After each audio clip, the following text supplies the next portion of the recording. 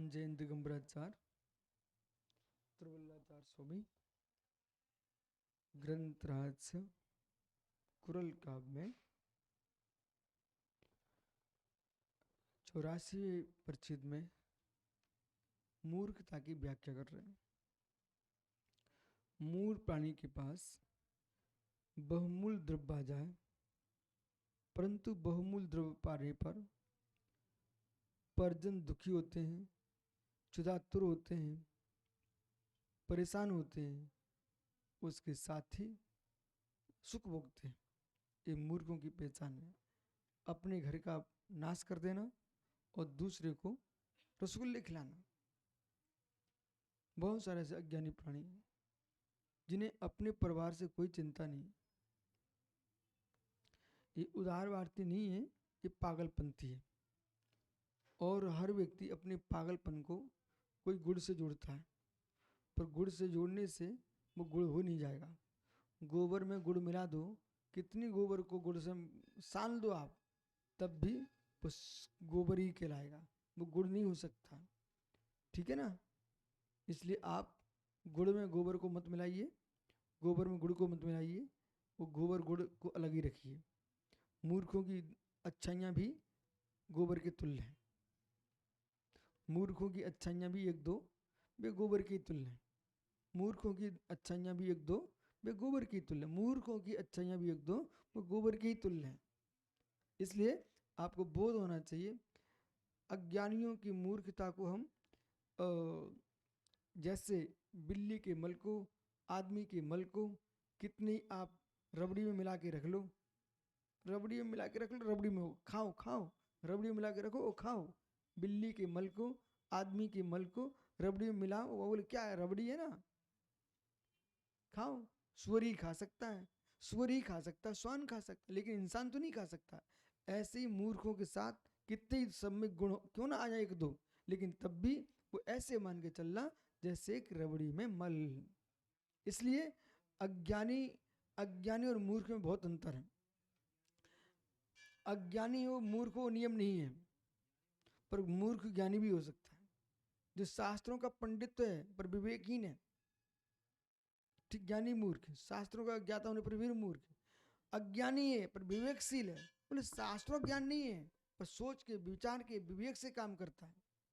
कितने ऐसे लोग हैं जो तीसरी क्लास पढ़े, चौथी क्लास पढ़े, पढ़े ही नहीं है, वे अरबपति खरबपति बड़ा बड़ा व्यापार कर रहे। बोलो भैया, और उनकी भाषा देखिए आप, बड़ा व्यवस्थित बोलना, तरीके से बैठना, तरीके से चलना, वे नहीं लटकते, यहाँ लटकना वहाँ लटकना, यहाँ कूदना वहाँ फांदना, व्यवस्थित जीवन जीते।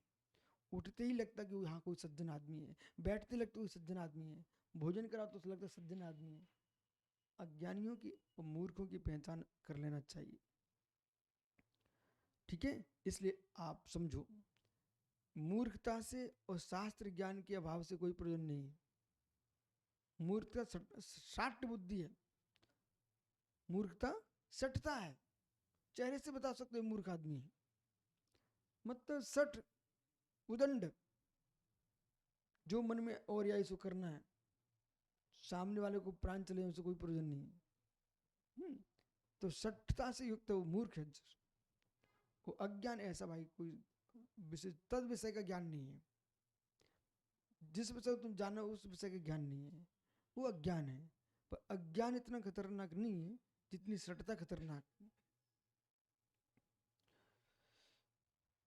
बहुमूल्य वस्तु देवा दाग्य न लभते उन्मत्तंसु भूत्वा तदा स्वयं कुचेष्टते।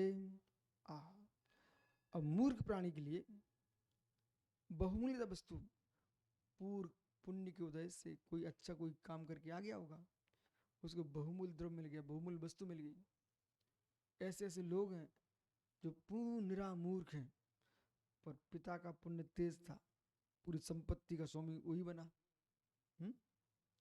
मुझे तो सोलापुर के मंदिर ट्रस्ट कमेटी का जो संविधान है बहुत अच्छा लगा।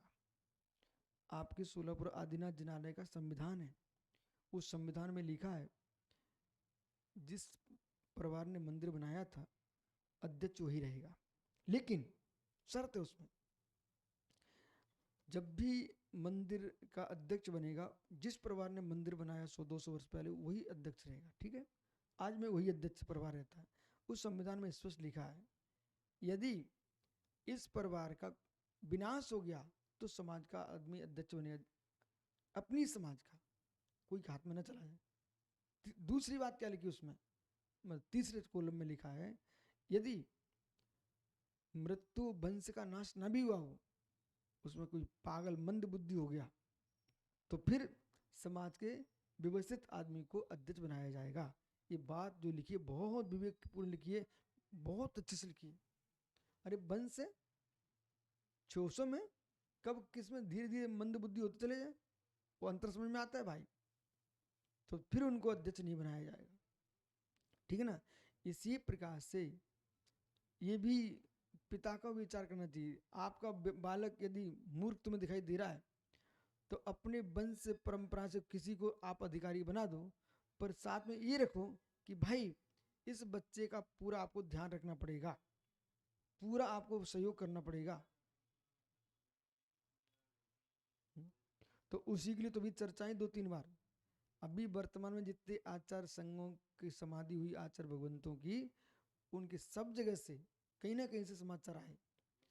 अभी हाँ, युग जितने 3-4 आचार्य अभी समाधि हो गई, सबके यहाँ समाचार है मेरे पास है, बोले विशुद्ध सार को पद दे दो, विशुद्ध सार को पद दे दो। पर हर प्रकार के लोग रहते ना, बोले भैया उन्हें दे देंगे तो अपना कैसे चलेगा। अभी ज्ञान सारी के यहाँ समाचार आया लोगों का, आचार्य विमल सारी समाधि हुई, तब मेरे पास, मैं सोलापुर में था, ठीक है, तो मेरे पास समाचार आया। भारत सागर हमारी समाधि हुई ना, तब मैं सोलापुर में था, दीपावली के दिन हुई थी, तो वहाँ समाचार आया, पर कोई ने मना कर दिया होगा। तो ऐसे समाचार तो आते रहते। योगेंद्र सागर की समाधि हुई, तब तो पेपर में ही निकल गया था, बोले भाई कोई मुनि योग्य हो। तो वो उस समय क्या ना, यदि वास्तव में आचार्य परमेष्ठी समझदार हैं, तो उन्हें तो मालूम रहता है कि हमारे शिष्यों की योग्यता कितनी है। एक ही शिष्य और योग्य नहीं है, तो उन्हें यदि विवेक है, तो अपने जागते जागते जब बुद्धि काम करी थी, किसी भी आचार संघ का योग्य शिष्य लेकर के उनको स्वीकार करके और घोषित कर दे, हमारा आप पर चलाएगा। जैसे गोद लेते कि नहीं लेते बंस चलाने के लिए, ऐसे चला सकते हैं। बहुमूल्य वस्तु दे, तो आपको मूर्ख को बड़े सौभाग्य से बहुमूल्य वस्तु मिल गई, परंतु परंतु उन्मत्त सदृश भूत्वा, वो उन्मत्त जैसा होकर के, पागल उन्मत्त होकर व्यवहार करेगा। उन्मत्त सदृश भूत्वा स्वयं कुचेष्टे, उन्मत्त होकर के पागलों जैसी चेष्टा करता है। मूर्ख आदमी को कहीं संपत्ति मिल भी जाए, अब बोला हमने बहुत कुछ देखा है, एक आदमी के पास कई बीघा खेती, बस खाने का शौकीन, अब पता नहीं किस विषय में बर्बाद कर, खाने का शौकीन मात्र, लड्डू पेड़े मुरमुरे ये सब। क्या किया, एक खेत बेच दो, क्या किया, एक खेत बेच दो, सफाई से रहना, शौक संगत से रहना, और दिन भर खाना पीना बस। नहीं, अवश्य मतलब शराब मांस नहीं खाता था, मात्र लड्डू पेड़े। अब घोर आश्चर्य लगता कैसा दिन आया, उसने पूरी जमीन बेच डाली, लड्डू पेड़े खड़ा रहे। कैसा आदमी बताओ, सोचिए आप। वो अच्छा उसके यहाँ अच्छी भूमि, पर बच कौन करेगा, एक लड़का है बेच दो। तो मतलब आदमी जो है ना, शौक में सब उसने सब बर्बाद कर दिया। ऐसे कितने देश में बच्चे हैं जिनके पिता ने बहुत संपत्ति छोड़ के गए हैं, पर उन्होंने मूर्खता में आकर के सब उजाड़ दिया। कितने अच्छे बच्चे हैं जिनके पिता भीख मांगते थे, उनके बच्चे आज राजा बन के घूम रहे। समझ रहे कि नहीं। तो योग्यता अपने हाथ में है, इसलिए मूर्ख के हाथ में आई संपत्ति भी विलीन हो जाती है।